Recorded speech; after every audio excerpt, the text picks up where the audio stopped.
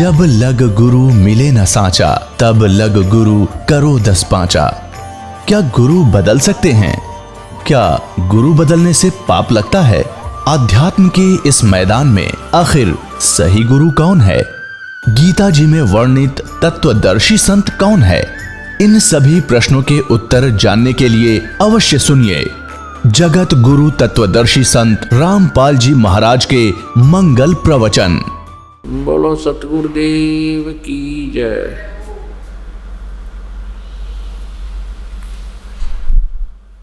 बंदी छोड़ कबीर परमेश्वर जी की जय।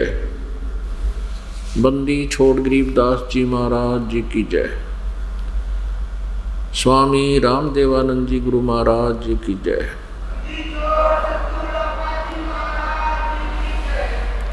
सर्व संतों की जय, सर्व भक्तों की जय, धर्मी पुरुषों की जय, श्री काशी धाम की जय, श्री छुडानी धाम की जय, श्री करौथा धाम की जय, श्री बरवाला धाम की जय। सत साहिब गरीब नमो नमो सतपुरुष को नमस्कार गुरु की नहीं। सुर नर मुनि जन साधुआं संतों सर्वस्दी नहीं। सतगुरु साहेब संत सब डंडो तुम प्रणाम। आगे पीछे मध्य हुए तिनको जा कुर्बान। नराकार निर्विषम काल जार भयभंजनम निर्लेपम निज निर्गुणम। अकल अनुपवेशम धुनम सोहम सुरति समाप्तम सकल समाना नीरतलय। उज्ज्वल हीरंबर हरदमम बेपरवा अथाह बार पार नहीं मध्यतम। गरीब जो सुमरे सिद्ध होई गणनायक गलता ना करो अनुग्रह सोई। पारस पद परवाना आदि गणेश मनाऊं गणनायक देवन देवा। चरण कमल लो लाऊं आद्यंत करो सेवा। परम शक्ति संगीतम हृदय चिदिदाता सोई। अवगत गुण अतीतम सत्पुरुष निर्मोही। जगदम्बा जगदीशम मंगल रूप मुरारी। तन मन अर्पों शीशम भक्ति मुक्ति भंडारी। सुर नर मुनि जन ध्यावे ब्रह्मा विष्णु महेशा। शेष सहस मुख गावे पूज्य आदि गणेशा। इंद्र कुबेर सरीखा वरुण धर्म राय धावे। समर्थ जीवन जी का मन इच्छा फल पावे। 33 कोटि आधारा ध्यावे सहस 88। उतरे भव जल पारा कट है यम की फांसी। 33 कोटि आधारा ध्यावे सहस 88। उतरे भव जल पारा कट है यम की फांसी। कर जोरों विनती करूं धरूं चरण पर शीस। गुरु जी राम देवानंद जी महाराज ने दियो नाम बख्शीश। कोटि कोटि सिजदा करूं कोटि कोटि प्रणाम। चरण कमल में राखियो मैं बांधी जाम गुलाम। कुत्ता हूँ गुरुदेव का रामपाल दास का नाम। गले प्रेम की जेवड़ी जांखें चुआ जाऊं। तो करो तो बावड़ू दूर दूर करो तो जाऊं। जो राखो त्यों ही रहूं जो देव सुख। जय इब कै सतगुरु मिले सब दुख आँखों रोए, चरणों ऊपर शीस धरो, कहूँ जो कहनी हो। कबीर गुरु जी मिलेंगे, पूछेंगे कुशलात, आदि अंत की सब कहूँ, अपने दिल की बात। गुरु जी तुम ना भूलियो, चाहे लाख लोग मिल जाएं, हम जैसे तुमको बहुत हैं, तुम जैसे हमको नहीं। तुम्हारे विसारे क्या बना, मैं किसकी शरण में जाऊं। शिव विरच मुनि नारद, तिनके हृदय ना समाऊं। अवगुण किए तो बहुत किए, करत न मानी हार, बावे बंदा बख्श दियो, बावे गर्दन उतार। अवगुण मेरे बाप जी, बख्शो गरीब नवाज, जो मैं पूत कपूत हूँ, बोहर पिता को लाज। मैं अपराधी जन्म का, नख सिख भरे विकार, तुम दाता दुख भंजना, मेरी करो संभार। सूरत करो मम साइया, हम हैं भव जल माही, आप ही बह जावांगे जो, तुम न पकड़ोगे बाण। बंदी छोड़ दयाल जी, तुम तक हमारी दौड़, जैसे काग जहाज का, अब सूजत और न ठोर। परम पिता परमेश्वर पूर्ण ब्रह्म, परम अक्षर ब्रह्म, सर्व सृष्टि रचनहार कबीर देव जी की असीम कृपा से, कबीर साहब जी की असीम कृपा से हम सभी काल के जाल में फंसे हुए प्राणियों को तत्व ज्ञान रूपी एक नई दिशा हमें प्राप्त हुई है। उसी परमेश्वर ने स्वयं कृपा करके अपने गुण अनुसार कि वो प्रत्येक युग में आते हैं, अपनी जानकारी यानी परमात्म तत्व को स्वयं ही बताते हैं और आत्म ज्ञान भी वही प्रदान करते हैं। आत्म ज्ञान क्या होता है, परमात्म ज्ञान क्या है? आत्म ज्ञान है अपने विषय में जानकारी, हम कहाँ से आए हैं, हमारा यहाँ जन्मने और मरने के पीछे क्या कारण है, इसकी क्या आवश्यकता है, मृत्यु के उपरांत ये प्राणी कहाँ जाता है, इसकी क्या दशा होती है, इस प्राणी को क्या करना चाहिए, मानव जीवन प्राप्त करके इसने कौन से शुभ कर्म करने चाहिए, कौन से अशुभ ना करने चाहिए। ये जानकारी आत्म ज्ञान कहलाता है। परमात्म ज्ञान है पूर्ण ब्रह्म परम अक्षर ब्रह्म की जानकारी। परम अक्षर ब्रह्म यानी परमात्म तत्व की जानकारी केवल स्वयं परमात्मा ही आकर देता है। ये हमारे सभी सद्गुरु साक्षी हैं इस बात की।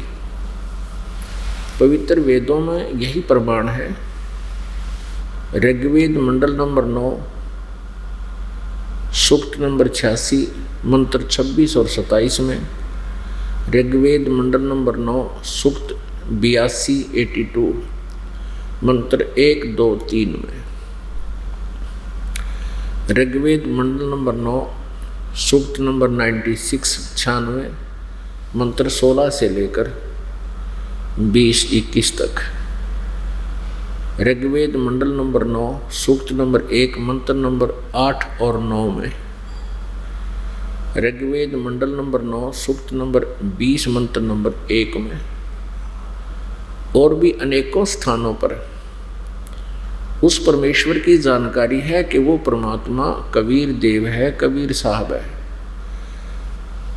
वेद उसे कबीर देव लिखते हैं, हम अपनी मातृभाषा में उसी परमात्मा का नाम कबीर साहब बोलते और लिखते हैं,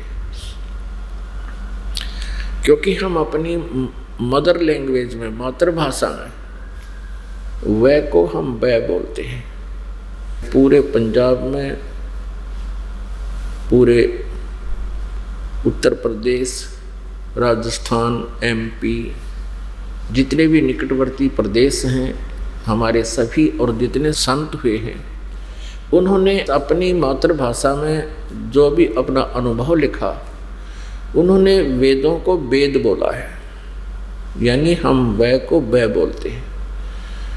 और ये शुद्ध हिंदी के जानने वाले इसको वह बोल देते हैं, वेद कह देते हैं। इसी प्रकार जहाँ वेदों में कवि शब्द लिखा है, कवि, कबीर, कबीर, तो हम उसको कबीर बोलते हैं, कबीर, वह बोलते हैं वह को। इतना ही बोलने का, उच्चारण का अंतर है, प्रोनाउंसिएशन का ही फर्क है। बाकी जो वेदों में वर्णित है वो कबीर साहब, वो पूर्ण परमात्मा है। उसको ये अधिक जो शिक्षित मानते हैं अपने आप को, व्याकरण के ज्ञाता, उसको यदि कबीर देव की वो संधि छेद करके उसका अनुवाद करना चाहेंगे तो वो क्या लिखेंगे? कवि साहब, कवि परमेश्वर। कबीर देव का अनुवाद करने के लिए उन्हें लिखना पड़ेगा कवि परमेश्वर। हम उसको कवि परमेश्वर कह देते हैं, कवि।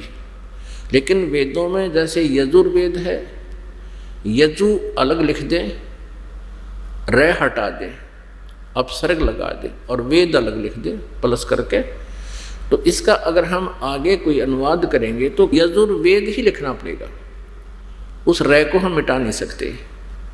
ऐसे ही कबीर देव जहाँ लिखा है, हम उसको कबीर देव बोलते हैं, कबीर देव। फिर हम देव को, परमेश्वर को, चाहे साहब को, हम कबीर साहब कहने लगे, कबीर देव की बजाय कबीर साहब कहने लगे, कबीर परमेश्वर कहने लगे। तो इस प्रकार इसको अपभ्रंश भी नहीं कह सकते, क्योंकि हम अपनी लैंग्वेज को अपभ्रंश नहीं मान सकते। तो ऐसे ये कबीर देव नाम परमात्मा का है, कबीर साहब को हो, कबीर देव को। तो वो कबीर देव, वो कबीर साहब अपने सतलोक से चलकर आता है, सत साधना करने वाले साधकों के सब विघ्नों को नाश करता है, अपने शरीर को सरल करता हुआ। क्योंकि परमात्मा का जो वास्तविक शरीर है, वास्तविक जो नूर है शरीर का, सतलोक में साकार है परमात्मा। और ये राधा स्वामी पंथ, धन धन सतगुरु पंथ, ये निरंकारी पंथ और अन्य भी जो अपने आप को विद्वान बताते हैं, मंडलेश्वर कहते हैं, परमात्मा को निराकार बताते हैं। जबकि पवित्र वेद, पवित्र कुरान शरीफ और पवित्र बाइबल, पवित्र गुरु ग्रंथ साहिब, ये हमारे मुख्य सदग्रंथों में से हैं। तो ये सभी परमात्मा को नर आकार बताते हैं, मनुष्य सदृश्य है, तो वो वास्तव में ऐसा ही है। तो ऋग्वेद मंडल नंबर 9 सूक्त नंबर 86 मंत्र 26-27 में लिखा है कि यज्ञ करने वाले यजमानों के लिए परमात्मा, यानी सत साधना करने वाले भक्तों के लिए, भक्ति करने वाले, यज्ञ माने धार्मिक अनुष्ठान, धार्मिक अनुष्ठान अर्थात साधना करने वाले साधकों, यजमानों अर्थात भक्तों के लिए परमात्मा उनके करने वालों के विघ्नों का नाश करता हुआ उनके रास्तों को सुगम करता है, उनके सब विघ्नों को नाश करता है, उनके रास्तों को सुगम करता है, यानी उसके रास्ते खोल देता है। और वह परमात्मा अपने रूप को सरल करता हुआ, क्योंकि सतलोक के अंदर परमात्मा एक बहुत बड़े गुम्बदनुमा एक महल में विराजमान है। उसका अक्षेत्र बहुत बड़ा है। उसके सेंटर में परमात्मा विराजमान है। और सतपुरुष परमेश्वर को इसलिए कहते हैं वो अविनाशी प्रभु है। और सतपुरुष यानी परम अक्षर ब्रह्म कहो चाहे उसको सतपुरुष कहो, उनके एक रोमकूप में इतना प्रकाश है, इतना नूर है, करोड़ सूर्य करोड़ चंद्रमा मिला दे तो भी उनकी रोशनी परमात्मा के एक रोमकूप के प्रकाश के सामने फीकी रहे। वो ऐसा स्वरूप है परमात्मा का, नर आकार है। तो एज इट इज यदि प्रभु यहाँ आ जाएं तो हम कुछ नहीं देख सके, हमारी आंखें बंद हो जाएं। जैसे उल्लू सूर्य के प्रकाश को और सूर्य को नहीं देख सकता, तुरंत ऑटोमेटिकली बंद हो जाती उसकी आंखें। तो उस परमेश्वर के उस नूर को हम चरम दृष्टि से नहीं देख सकते, नहीं सहन कर सकते। इसलिए वो परमेश्वर अपने रूप को सरल करके हल्का तेज पुंज का, जैसे परमेश्वर की महिमा को आदरणीय गरीबदास साहिब जी ने ब्रह्म वेदी में कहा कि तेज पुंज अन्य दे धर कर इस विध हमको भेंट ही, इस तरह हमको मिलते हैं, अपने रूप को सरल करके आता है। और वह कबीर देव परमात्मा, वो कबीर देव, वो कबीर साहब, कबीर परमेश्वर यहाँ विद्युत के समान क्रीड़ा करता हुआ भक्तों को, अच्छी आत्मा को, पुण्यात्मा को प्राप्त होता है। और वो परमात्मा तीसरे मुक्ति धाम में विराजमान है, वहाँ एक देशीय है। इस प्रकार वो परमात्मा हमें ज्ञान का उपदेश देते हैं, हमें यथार्थ ज्ञान देते हैं। तो परमात्म तत्व को, परमात्म तत्व अर्थात अपनी जानकारी परमेश्वर स्वयं ही देने के लिए आते हैं। श्रीमद् भगवत गीता अध्याय नंबर 4 के श्लोक नंबर 32 में है बताया कि गीता ज्ञानदाता कह रहा है कि मैंने जो गीता अध्याय नंबर 4 के श्लोक 25 से लेकर 31 तक जो भी जानकारी दी है कि कोई तो देवताओं की पूजा करता है, कोई योग अभ्यास ही करता है, कोई स्वाध्याय ही करता है, कोई अहिंसावादी तीक्ष्ण व्रत ही करता है, मुंह पर पट्टी बांध कर नंगे पैरों घूमना ही अपना कर्म समझता है, अच्छा भक्ति मार्ग समझते हैं। और ये सभी साधक अपनी अपनी साधनाओं को पाप नाशक जानते हैं, क्योंकि यदि वो अपनी साधना को वो ठीक ना समझें, अच्छी ना समझें तो साधना बंद कर देंगे, कर ही नहीं सकते। इसलिए वो अज्ञानतावश अपनी अपनी साधनाओं को पाप नाशक जानकर ही कर रहे हैं, उसको ऐसा जानते हैं। श्रीमद् भगवत गीता अध्याय नंबर 4 के श्लोक 32 में कहा कि इस प्रकार के जो धार्मिक अनुष्ठानों की जानकारी और इससे भी विस्तृत वो सच्चिदानंद घन ब्रह्म की वाणी में ब्रह्मणे मुखे माने सच्चिदानंद घन ब्रह्म की वाणी, यानी जो परमेश्वर स्वयं आकर के सतलोक से चलकर यहाँ अपनी अच्छी आत्मा को मिलता है, उस नियमानुसार प्रत्येक युग में परमात्मा आते हैं और वो तत्व ज्ञान, वो यथार्थ ज्ञान, अपनी जानकारी और हम कहाँ थे, कैसे यहाँ आगे, हमारे जन्म मृत्यु क्यों हो रही है, इसके पीछे किसका स्वार्थ है हमें मारने और जन्म देने में, ये परमात्म ज्ञान है। इसमें आत्म ज्ञान भी, परमात्म ज्ञान के अंदर आत्म ज्ञान भी और सभी परमात्म ज्ञान भी, दोनों का समावेश हो जाता है। तो उस परमेश्वर ने आके हमें जानकारी दी है कि तुम यहाँ के निवासी नहीं हो, ये पृथ्वी लोक सबसे घटिया स्थान है। यहाँ पर कभी फ्लड आ जाती है, कभी गर्मी सताती है, कभी इतना अकाल गिर जाता है, त्राही त्राही मच जाती है, टक्कर मार मार कर मर जाते हैं, कहीं साइक्लोन आ जाते हैं, कभी भूकंप आ जाते हैं, कोई दुर्घटना मर जाते हैं, कई महामारियों के अंदर नष्ट हो जाते हो। किसी का पुत्र मर रहा है, किसी की पुत्री मर गई है, किसी की बेटी विधवा हो गई है, किसी का कुछ हो गया, किसी के हाथ कट गया, किसी की आंखें फूट गई। कोई पशु पक्षी बनकर कितना घोर कष्ट उठा रहे हो। ये लोग ठीक नहीं है, ये स्थान ठीक नहीं है। तुम इसको व्यवस्था अनुसार विवश होकर के, आपके पास कोई विकल्प नहीं था, इसलिए आप जी ने इस प्रोसेस को, मरने और जीने को, दुर्घटनाओं को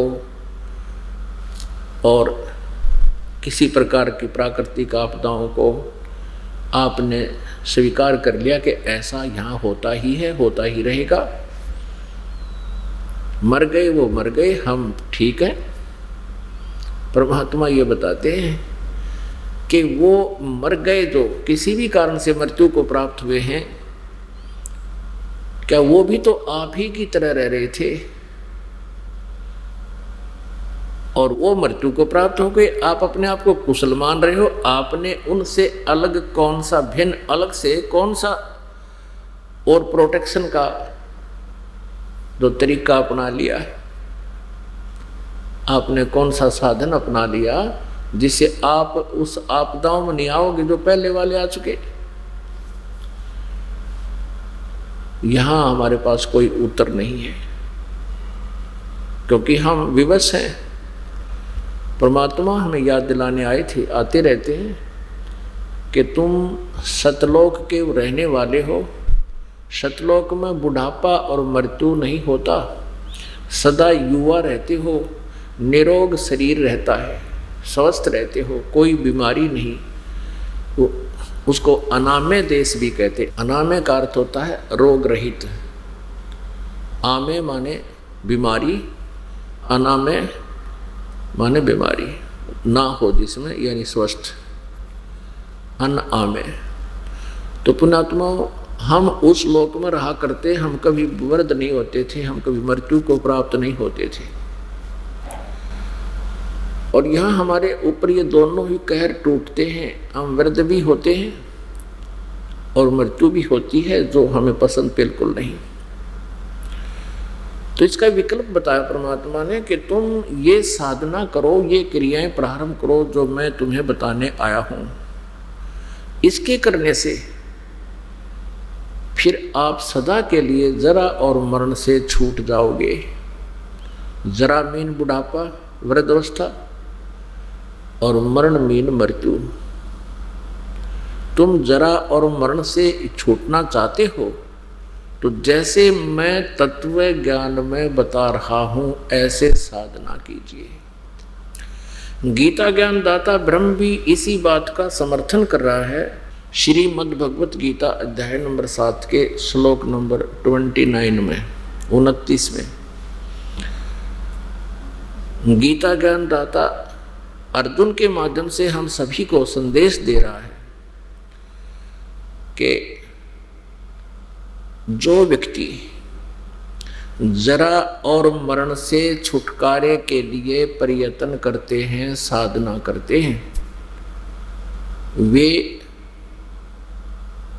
उस ब्रह्म से यानी तत्व ब्रह्म से और पूरे अध्यात्म ज्ञान से और सभी प्रकार के कर्मों से परिचित हैं। मैं तो तुम्हें बता रहा हूँ, गीता जी अध्याय नंबर 4 के श्लोक नंबर 34 में कहा कि अर्जुन उस ज्ञान को जिसको परमात्मा स्वयं अपने मुख कमल से उच्चारण करके सुनाता है, इसलिए गीता जी अध्याय नंबर 4 के श्लोक नंबर 32 में उसको ब्रह्मणे मुखे कहा है।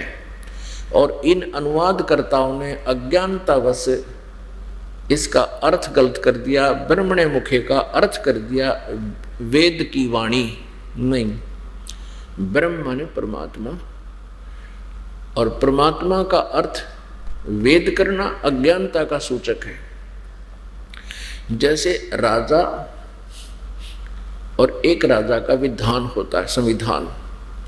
जहां राजा का प्रसंग हो और वो प्रसंग को ना समझकर अनुवाद करता, राजा का अर्थ संविधान कर देता है कि संविधान की वाणी में अर्थ लिखना था, वहां राजा की वाणी में राजा का आदेश ना लिख करके संविधान की वाणी लिखता है तो वो गलत कह रहा है, क्योंकि राजा का अर्थ संविधान नहीं होता, ब्रह्म का अर्थ प्रभु होता है, इसका अन्य अर्थ नहीं होता। जहाँ पर इन्होंने अन्य अर्थ किए हैं वो गलत किए हैं, तत्व ज्ञान के अभाव से किए हैं। और जितने भी शब्द कोशों में भी कहीं इन्होंने ऐसी त्रुटि की है तो इन अज्ञानियों के द्वारा किए गए शब्दार्थों से ही उन्होंने रेफरेंस दे रखे। शब्द कोशों में भी लिखा है कि ऐसा अनुवाद उस गीता अध्याय इतने में किया हुआ, इसलिए मैं भी शब्द कोश में उसी के आधार से इसका अर्थ ऐसा कर रहा हूं। तो वो गलत कर दिया, शब्द कोश भी गलत बना दिए, शब्दार्थ गलत हो गए। तो यहां सच्चिदानंद घन ब्रह्म की वाणी में जो ज्ञान विस्तार से कहा गया सभी धार्मिक अनुष्ठानों यज्ञों के बारे में, वो तत्व ज्ञान है। श्रीमद् भगवद गीता अध्याय नंबर 4 के श्लोक नंबर 34 में कहा कि उस तत्व ज्ञान को तू तत्वदर्शी संतों के पास जाकर समझ, उनको दंडवत प्रणाम करने से, कपट छोड़कर नम्रता पूर्वक प्रसन्न करने से वह तत्वदर्शी संत आपको तुझे परमात्म तत्व की जानकारी देंगे। वह तत्वदर्शी संत तुझे उस परमात्म तत्व की, परम अक्षर ब्रह्म की जानकारी देंगे। उनसे सुन, उनसे पूछो। इससे एक बात तो ये स्पष्ट हो गई कि गीता ज्ञानदाता उस परमात्म तत्व से परिचित नहीं है। उसने ऑप्शन छोड़ दिया, उसने कह दिया है कि उस तत्वदर्शी संत बताओगे। तो यहाँ गीता अध्याय नंबर 8 के श्लोक नंबर 1 में अर्जुन ने पूछा, फिर किम तत्ब्रह्म और किम अध्यात्म और किम कर्म पुरुषोत्तम अधिभूत च अधियज किम प्रोक्तम। उसमें लिखा है कि अर्जुन कहता है फिर वो तत्ब्रह्म कौन है, वो क्या चीज है तत्ब्रह्म, और क्या यह जातम है, और वो कर्म क्या है।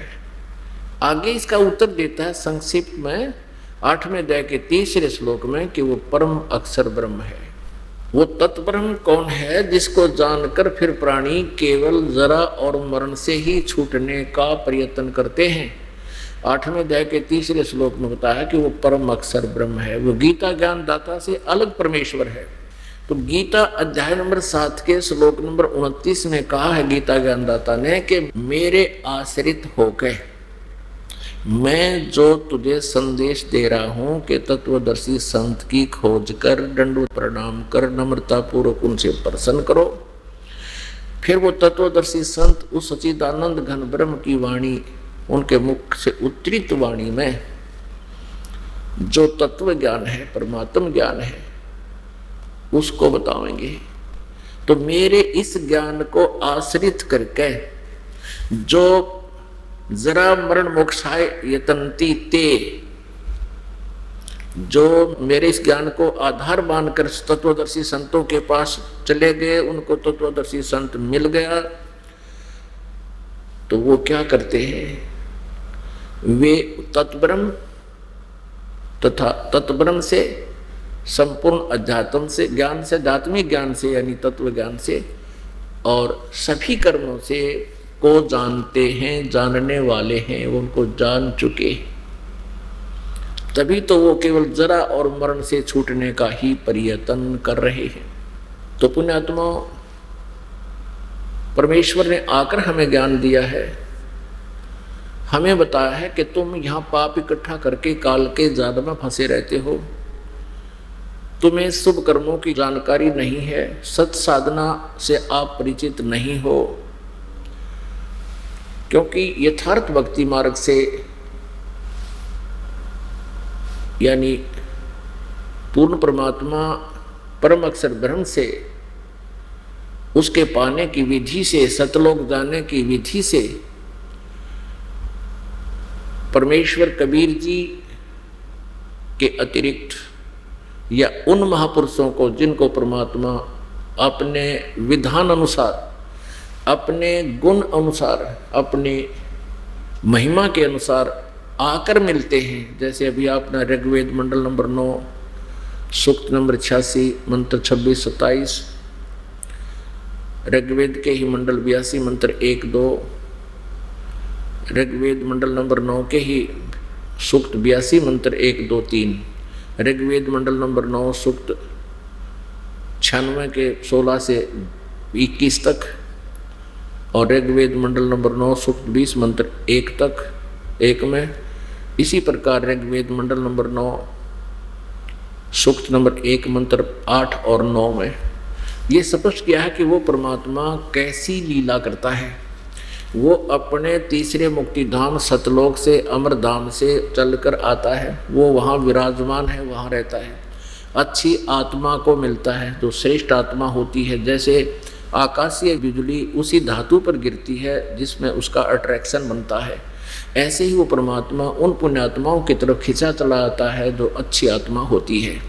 उनमें से कौन कौन है? आदरणीय धर्मदास साहिब जी, आदरणीय मुरुखदास साहिब जी, आदरणीय नानक साहिब जी, आदरणीय दादू साहिब जी, आदरणीय गरीबदास साहिब जी, आदरणीय गीसा दास साहिब जी खेखड़ा वाले, आदरणीय गरीबदास साहिब जी छुड़ानी वाले हरियाणा वाले, और आदरणीय नामदेव जी। ऐसे महापुरुषों को तो बहुतों को मिले हैं, लेकिन हमारे पास जो प्रमाणित से हैं उनमें से विशेष कर ये आधा दर्जन के करीब तो दास को उनका जानकारी है। इनको तो यथार्थ ज्ञान हुआ प्रभु से, परमेश्वर ने आकर अपने विधान अनुसार, संविधान अनुसार, अपने नियम अनुसार उनसे मिले। जैसे वेद बताते हैं ऐसी लीला मालिक करता, ऐसी ही की उन्होंने। वेद तो इस दास ने अभी देखे हैं 2-4 वर्ष से, और ये लीला 600 वर्ष पहले परमात्मा ने की हुई है, और प्रत्येक युग में उन्होंने की है। वो स्वयं अपना प्रमाण दे रहे हैं अपनी सच्चिदानंद घन ब्रह्म की वाणी में, अर्थात कबीर वाणी में, कि वो परमात्मा ऐसे करता है, वो ऐसे ही उन्होंने किया हुआ है। तो उन महापुरुषों को छोड़कर जिनको परमात्मा विधान अनुसार मिले हैं और जिन्होंने परमेश्वर के ज्ञान को स्वीकारा है, उसके अतिरिक्त कोई भी इस तत्व ज्ञान से, परमात्म ज्ञान से परिचित नहीं है। यहाँ तक कि श्री ब्रह्मा जी, श्री विष्णु जी, श्री शिव जी, दुर्गा जी, श्री देवी जी और अन्य ऋषि और ब्राह्मण कोई भी परिचित नहीं है इस तत्व ज्ञान से। ये सभी डलेड हो रहे हैं। परमेश्वर अपनी वाणी में कहते हैं, चारों युग में संत पुकारे, कूक कहा हम हेल रे, हीरे माणिक मोती बरसे, ये जग चुगता डेल रे। सच्चिदानंद घन ब्रह्म की वाणी में, अर्थात कबीर वाणी में, जिसको सूक्ष्म वेद भी कहते हैं, उसमें ये यथार्थ ज्ञान सत साधना लिखी है, और उसमें पूर्ण परमात्मा के पाने की, जरा मरण से छूटने की सब साधना, सब विधि विस्तार से कही गई है। और उस साधना को ना करके, वो साधना तो है हीरे मोती माणिक लाल बहुमूल्य समझो, और ये जग चुगता ढेल रे। ढेल माने कंकर, डले ढेले, डले इकट्ठे कर रहे हैं, ये कंकर पत्थर इकट्ठी कर रहा है। आन उपासना, जो सच्चिदानंद घन ब्रह्म की वाणी में जो साधना वर्णित है उस तत्व ज्ञान में, उसके अतिरिक्त जो भी साधना, जो भी नाम जाप आप जी कर रहे हो, वो कंकर पत्थर कौड़ी इकट्ठी कर रहे हो, हीरे मोती लाल जान के, ये आपको भूल लगी हुई है। इस भूल को मिटाने के लिए परमात्मा स्वयं आते हैं, कहते हैं, चारों युग में संत पुकारे, कूक कहा हम हेल रे, हीरे माणिक मोती बरसे, ये जग चुगता ढेल रे। अपने आत्मा, बच्चा जब तक किसी कक्षा में पढ़ रहा है तब तक वो अपने सिलेबस को रिपीट करता रहता है। उस सिलेबस से उसका पीछा तभी छूटता है जब वो सक्सेस हो जाता है, सफल हो जाता है, उत्तीर्ण हो जाता है। आप जी अभी शिक्षा में हो, आप अभी पढ़ रहे हो, आपका एग्जाम, आपकी परीक्षा होगी कब? जब आपकी मृत्यु होगी। जब तक आपका शरीर नहीं छूटता तब तक आप विद्यार्थी हैं, और विद्यार्थी का कर्तव्य बनता है कि उस सिलेबस को बार बार आवर्ती करता रहे, रिपीटेशन करता रहे, उसको सुनता और पढ़ता रहे। तो फिर परीक्षा में वो बालक, वो विद्यार्थी आसानी से सफल हो जाता है। जब आप यहाँ से संसार छोड़कर चलोगे तब आपकी परीक्षा प्रारंभ होगी, और उस समय आपने जैसा भी अपने जीवन में ज्ञान सुना है, भक्ति की है, जैसी भी आपकी वृत्ति मन की स्वभाव रहा है, वो सूक्ष्म शरीर में ऐसा ही क्रियाएं आप करोगे। जैसे आप सौपन में, जैसे जिसकी दिनचर्या जैसी होती है, तो सौपन में भी वो ऐसे ही बोलता है, ऐसे ही बिरड़ाता है। एक समय हमारा दादाजी के भाई का पुत्र, यानी हमारा चाचा लगता था, वो खेतों में बाजरे का रखवाला रहता था। पहले चिड़ियाएं बहुत सताया करती थी, और उसके ऊपर एक मंच बनाकर लकड़ का, उसको डामचा कहा करते, जौंडा, उस पे खड़ा होकर के चिड़ियाओं को हलकारा करता था, उनको डराया करता था, आवाज़ लगाता था, हुर्र, और ऐसे उसमें गिलोल से गोफिया होता है वो मारा करता था, फटका करता था से, जिससे वो भाग जाती थी। सारा दिन ऐसे करता था, और वो सादा सा आदमी था। ऐसे ही एक दिन हम ऊपर पढ़ रहे थे, यही सितंबर का महीना था, रात्रि का समय था। वो आके ऊपर छत पर सो गया, हम चौबारे के आगे बाहर दीपक जलाकर पढ़ रहे थे। 12-1 बजे तक हम जागते रहे, पढ़ते रहे, तो एकदम उसने ऐसा जोर से करा, हुर्र, हम एकदम डर गए, कूद कर पड़े, क्या हो गया चाचा को? हमने उसको उठाया, हमने कहा क्या हो गया काका, तेरा क्या हो गया? वो ऐसे ऐसे कहने लगा, भाई मैंने ऐसे सोचा, मैं खेतों में खड़ा हूँ और चिड़िया बाजरे को खा रही है, मैंने जोर से आवाज़ लगाई उनको डराने धमकाने के लिए, इसलिए मैंने सपना आ रहा था। तो पुण्यात्माओं, जैसी रिहर्सल दिन में होती है, वैसी ही रात्रि में स्वप्न में भी वैसा ही उसकी वृत्ति बनी रहती है, ऐसे ही वो बिरड़ाता है। तो ऐसे ही जैसे कोई रेढ़ी लगा रखी है, केले बेच रहा है, ले 2 के 5, 2 के 5, 20 के 10, 20 के 10, तो वो सपने में भी नहीं बोलेगा ले 20 के 10, 20 के 10, क्योंकि उसका अभ्यास बन गया। तो ऐसे आप जी ने अब अभ्यास बनाओगे, जैसा यहां गप्पे मारोगे तो सपने में भी वो गप्पे याद आएंगे। जब आपका यह शरीर छूट जाएगा, सूक्ष्म शरीर में आप रहोगे, तो वहां आपकी परीक्षाएं प्रारंभ होंगी।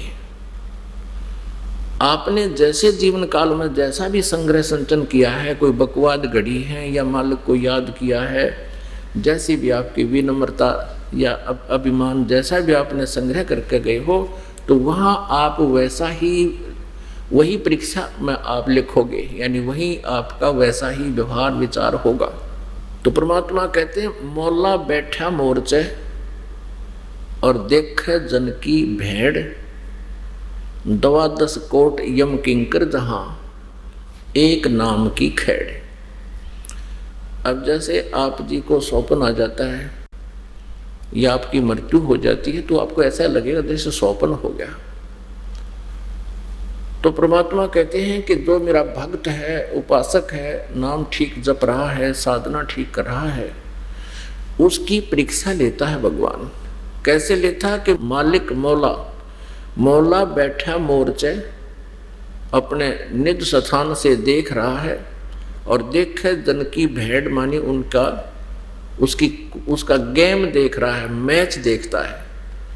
उसकी भिड़ंत देखता है, उसका जो है लड़ाई देखता है कि वो कैसे लड़ता है काल के दूतों के साथ। जैसे काल के दूत आते हैं साधक के पास, सौपन सा बन जाता है, एकदम उसको वो अचेत हो जाता है जब वो लेने आते हैं,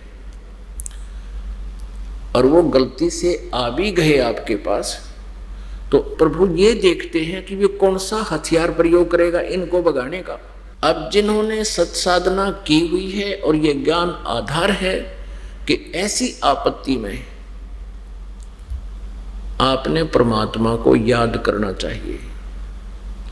यदि आप वहां कहते हैं हाय री मां मर गया, मुझे बचाइयो बचाइयो, तो मां तो वहां आपको बचा नहीं पाएगी, ना पिताजी बचा पाओगे, ना कोई भाई, ना राजा है तो कोई सेना भी नहीं बचा पाएगी वहां पर आपको। तो ये तो होगा आपका फेल हो जाना। यदि आपने किसी से पुकार दिया मुझे बचाइयो, आइयो, हे भाई आइए, हे पिताजी मर गया, हे माँ मर गया, खा लिया, मार दिया, तो आप फेल हो गए। और पास होने के लिए क्या बताया है कि एक सतनाम के सुमरण कर दो, श्वास उश्वास का एकदम सिमरण शुरू हो जाना चाहिए ऐसी आपत्ति में। और किसका होगा? जिसने दिन में हुर हुर कर रखी होगी तो रात में भी हुर हुर करेगा। तो जिसने दिन में यानी अपने जीवन काल में जैसे भी परमात्मा को याद किया हुआ है, उस सूक्ष्म शरीर में भी उसको वही याद आवेगा और वही प्रैक्टिस बनेगी। तो यहां गरीबदास साहब जी कहते हैं कि प्रभु परमेश्वर कबीर देव जी आप जी की परीक्षा लेने के लिए कई बार सौपन भी ऐसा बना देता है।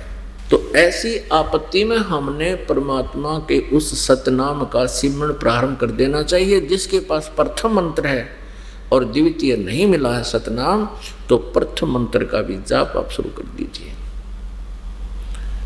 उसी समय भी यम के दूत किसी भी प्रकार की जो आपके ऊपर आपत्ति काल डालना चाहेगा वो नहीं डाल पाएगा, आप सुरक्षित रहोगे। तो ये आपका पास होना होगा। मौला बैठा मोर्चे और देखे अपने जन की भेंट, भेंट माने लड़ाई, उसकी तरीका देखता है, ये कौन सा फार्मूला अपना होगा। फिर उसका बता भी रहे हैं कि 12 करोड़ यम के दूत आ जाएं। 12 करोड़ हैं काल के दूत। कहते हैं सारे के सारे भी खड़े हों सामने तेरे आके, एक नाम की खैड़, खैड़ बोले ना टक्कर मारा करें, ये पशु जैसे भिड़ते हैं। और कहते हैं एक वह खैड़ है जैसे दो सांड उड़ते हैं, भिड़ते हैं, दो भैंसे भिड़ते हैं, तो एक दूसरे का वह जो ऐसे सिर बढ़ाते हैं उसको खैड़ बोलते हैं कि उसने उसका खैड़ मारी। ये अपनी मदर लैंग्वेज है हमारी हरियाणा की देसी। तो कहने का भाव परमात्मा का है कि वो एक नाम की खैड़, सतनाम एक सिमरण कर दिया, हुआ खैड़ मार दी आपने, टक्कर मार दी 12 करोड़ के, और 12 के 12 करोड़ चक्कर काटते जाएंगे न, आपसे 100 फुट दूर जाकर खड़े हो जाएंगे। इसमें इतनी शक्ति बताई है, यथार्थ है ये बात। तो पुण्यात्मा, आप जी ने ये सिलेबस जो दास बता रहा है, ये ज्ञान, आप विद्यार्थी हैं, ये दास आध्यात्मिक गुरु है, अध्यापक है, जिसको अंग्रेजी में स्पिरिचुअल टीचर बोलते हैं। आप विद्यार्थी हैं और आप जी का ये जो स्टडी पीरियड है आपके अंतिम श्वास तक है। राम नाम रटते रहो, राम नाम रटते रहो, जब तक घट में प्राण, कब हो तो दीन दयाल के भनक पड़ेगी कान। अंतिम सांस तक है। ये तो सूक्ष्म वेद में थी ये वाणी है। और यजुर्वेद अध्याय नंबर 40 के श्लोक मंत्र नंबर 15 में वायु अनिलम अथ इदम अमृतम भस्मांतम शरीरम ओम कर्तु समर केलवे समर और कर्तुम समर। ओम नाम का जाप वायु अनिलम, यानी श्वास उश्वास के साथ। जब तक तेरे शरीर का अंत ना हो भस्मांतम शरीरम, तब तक ओम कर्तु समर किलवे समर कर्तुम समर, ओम नाम का जाप। क्योंकि वेदों में ब्रह्म तक की साधना का ही स्पष्ट वर्णन है और परम अक्षर ब्रह्म की साधना के लिए ऑप्शन है। यजुर्वेद के 40वें अध्याय के मंत्र 10 से लेकर 13 में बताया है कि जो ज्ञान परमात्मा के विषय में तत्वदर्शी संत देते हैं उनको उन्हीं से सुनो, यानी वेद ज्ञान दाता और गीता ज्ञान दाता एक ही है। तो उसने ऑप्शन छोड़ दिया है कि उस पूर्ण परमात्मा के पाने के लिए तो तत्वदर्शी संतों से ही आपने वो ज्ञान श्रवण करना पड़ेगा, सुनना पड़ेगा। तो कहने का भाव यह है कि सूक्ष्म वेद में भी यही बताया है कि नाम उठत नाम बैठत नाम सोवत जागबे, नाम खाते नाम पीते नाम सेती लागबे, यानी चलते फिरते उठते बैठते खाना खाने की तैयारी करते हो तो उस समय 2-4 नाम साथ में ले ही ले हैं। चलते हो फिरते हो रास्ते में जब भी दाव लग जा बहुत याद करे परमात्मा के इस संदेश को। ठीक है, संसारिक टेंशन तो हमारे आजीवन बनी ही रहेगी, यदि काल न बना रखा है हमें यहाँ फंसाए रखने के लिए कि कहीं ये परमात्मा ना बचले। और हमें ये भी मालूम होना चाहिए अध्यात्म ज्ञान के आधार से, उस तत्व ज्ञान के आधार से कि जो आपके भाग्य में लिखा है वो तो स्वाभाविक होगा ही होगा। फिर आपको ये भी याद रहना चाहिए कि आप पूर्ण परमात्मा की शरण में हो। यदि आपके भाग्य में कोई भयंकर आपत्ति है, यदि आप सद साधना कर रहे हो, नाम का सिमरन भी कर रहे हो, मर्यादा में रह रहे हो, वो आपदा आपके भाग्य में है, कर्म प्रारब्ध कर्म में है तो भी नहीं होगी, क्योंकि हम उस समर्थ की शरण में हैं। तो ये इन ज्ञान के आधार से आप टेंशन को हल्का करके फिर नाम पर जोर दे सकते हो और ऐसे आप बार बार याद करके भगवान की भक्ति चलते फिरते उठते बैठते बस में सफ़र कर रहे हो। पहले हम क्या करते थे, दूसरे साथी जो बैठा होता सीट पर, कहाँ से आए हो, कहाँ जाओगे, क्या करते हो, कितने बच्चे हैं, आपका क्या व्यवसाय है, फिर कोई राजनीति की बातें छेड़ देते थे, यानी 2 घंटे वेस्ट करते थे।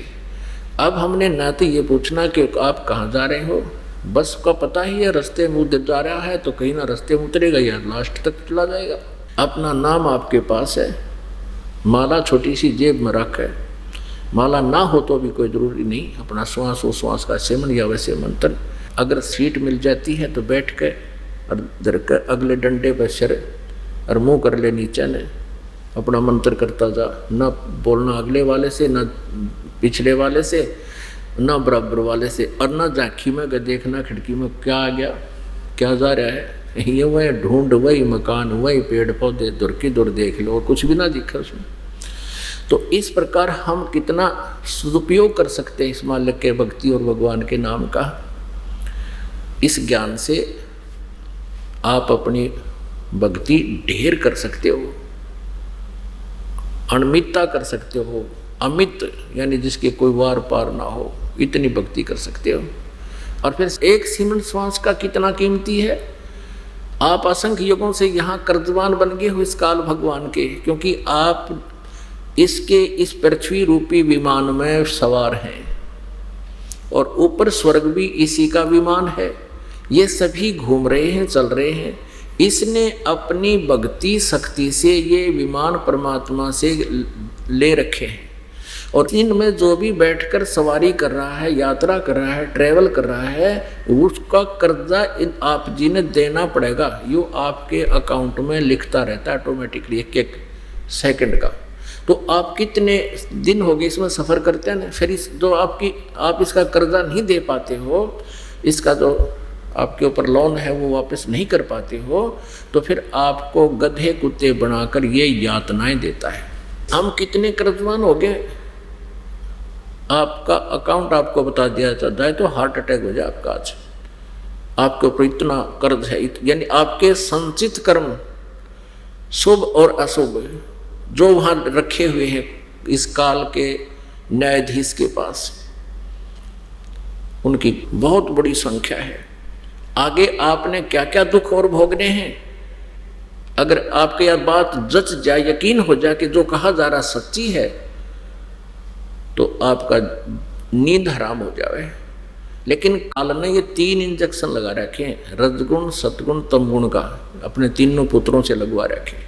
इससे आप सुनते भी रहते हो, परमात्मा आकर बताते भी रहते हैं, हमारे जैसे दासों के द्वारा भी आपके कानों के पास आवाज़ खड़खड़वाते रहते हैं, ये दस्तक दिला रहे हैं आपको, लेकिन आप विश्वास नहीं कर पाते हो कि सचमुच हम कुत्ते और गधे और सूअर भी बन जाएंगे।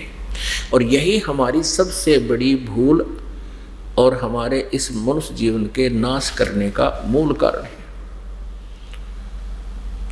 तो वो परमात्मा आकर हमें याद दिलाता है कि तुम कितने कर्जवान हो गए हो, उस कर्ज को उतारने के लिए एक श्वास का सिमरन कितना वैल्यूएबल है। ये लाल है, एक लाल आज 1 लाख करोड़ का हो रहा होगा। पहले लाख टकेगा तो पहले बकार थे लाख, 1 लाख का सैकड़ों वर्ष हजारों वर्ष पहले 1 लाख रुपए कीमत पता चले। आज तो ये करोड़ों का हो, करोड़ों से भी ज्यादा हो रहा होगा, कई लाखों का। तो ऐसी कीमत समझो एक श्वास के सिमरण की, सतनाम के सिमरण की मर्यादा में रहते हुए, मर्यादा खंड करके, नाम भंग करके, गुरु से विमुख होके इसका सिमरण कितना ही करते रहना, कोई लाभ नहीं होगा।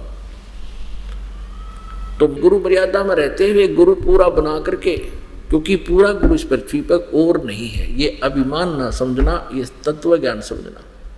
इस दास के अतिरिक्त कोई भी 21 ब्रह्मांड में इस तत्व ज्ञान से परिचित नहीं है और अधिकारी नहीं है इस मंत्रों के देने का जो मोक्षदायक है, जो दास के पास उपलब्ध है, और इस दास के अतिरिक्त इस पृथ्वी पर किसी के पास नहीं है। यदि इस दास से मुझसे ये भेद प्राप्त करके मनमुखी कोई दान नाम देने लग जाता है तो वो पापी है, अपराधी है, वो परमात्मा का शत्रु है, आपका भी शत्रु है, क्योंकि वो डुप्लीकेट अनऑथराइज्ड लाइसेंस बना रहा है, आपको नाम देकर वो आपका जीवन नष्ट कर रहा है। तो उनसे भी सतर्क रहना आप जी। तो कहने का भाव ये, परमात्मा ये बताना चाहते हैं कि एक श्वास उस श्वास का जो सिमरण है, क्या बताते हैं, सतनाम पालड़े रंग होरी हो। सतनाम 2 मंत्र का है। श्रीमद् भगवत गीता अध्याय नंबर 17 के श्लोक नंबर 23 में इन 3 मंत्रों का संकेत है और इन्हीं के जाप का निर्देश है। ओम तत्सत इति निर्देश है ब्रह्मण त्रिविध समर्थ है। ब्रह्मण माने सच्चिदानंद घन ब्रह्म के पाने का। ओम तत्सत इस 3 मंत्र के जाप का जो 3 प्रकार से त्रिविध है, 3 प्रकार से इसका सिमरण होता है, इसी का निर्देश है। निर्देश माने नथिंग एल्स, अग्रम मग्रम खती खत्म कर दी कि ये निर्देश है, ये डायरेक्शन है और कुछ भी नहीं है। ओम तो सीधा ब्रह्म का सार्वजनिक है, उसने कर दिया अपना मंत्र। तत् और सत ये सांकेतिक है। तो सतनाम ये 2 मंत्र से बनता है, एक ओम और दूसरा ये तत्, ये 2 अक्षर का सतनाम है। ये तत् भी सांकेतिक है, ये दास बताएगा, वो और मंत्र है। इन दोनों से को मिला करके सतनाम बनता है। तो क्या बताते हैं कि सतनाम पालड़े रंग होरी हो, यानी एक तराजू के, ये ताखड़ी होती है, अंग्रेजी में उसको बैलेंस बोलते हैं, उसके एक पलड़े में तो एक श्वास का सिमरण की वैल्यू रख दी जाए, सतनाम के एक सिमरण की वैल्यू कीमत। और दूसरी तरफ कहते हैं ये 14 लोक चढ़ावे। 14 लोकों में कौन कौन से है? विष्णु जी का लोक, शिव जी का लोक, ब्रह्मा जी का लोक, ब्रह्मलोक, और दुर्गा का लोक और ये अतल उतल ये सारे सब ये 14 लोक चढ़ा दे, रख दे दूसरे पलड़े में। और 3 लोक, पृथ्वी लोक, स्वर्गलोक और पाताल लोक, ये तो पासिंग रखे। पासिंग क्या होती थी पहले पुराने हमारी मदर लैंग्वेज हरियाणा की मातृभाषा में, पासिंग किसे बोलते थे? जैसे किसी की तखड़ी में, जैसे सौदा लेने आता था व्यापारी। इस दास का जन्म किसान परिवार में हुआ, तो ये बनिए लोग आते थे, कोई गेहूं तोलता था, कोई बाजरा ले जाता था, तोलते थे तखड़ी में। और वो सबसे पहले उस बैलेंस को, तखड़ी को ऐसे चेक करता था इसमें कोई एरर तो नहीं है। यदि उसमें कोई एरर होती, मान ले एक पलड़ा ऊंचा एक नीचा हो जाता और वो डंडी ऐसे डंडी होती थी, उसको पकड़ के ऐसे करते थे, तो वो उसको ठीक करता था, बैलेंस बनाता था। उसके लिए क्या करता था, उसी कनक मत है, जैसे गेहूं तोल रहा है तो गेहूं से ही एक मुट्ठी गेहूं उठाए और उस साइड में रख देता था जिधर का पलड़ा ऊंचे ऊपर को हो जाता था, ऐसे होता, फिर वो बैलेंस हो जाता था। 10 ग्राम 20 ग्राम जितना भी 50 ग्राम कणक डाल देने से, फिर जिसमें कणक डाली है उसी में बट्टे रख दिए जाते थे और दूसरी तखड़ी के तराजू से कणक भर भर के और फिर तोली जाती थी। यानी असली सौदा तो अन्य है और पासिंग तो थोड़ा सा वो गेहूं था, एक मुट्ठी भर 100 ग्राम 50 ग्राम, उसको पासिंग के लिए यूज किया गया। पासिंग माने उस बैलेंस की, तखड़ी की कमी को ठीक करने के लिए, एरर को ठीक करने के लिए, वो नॉन एज पासिंग, उसको पासिंग कहा करते हैं।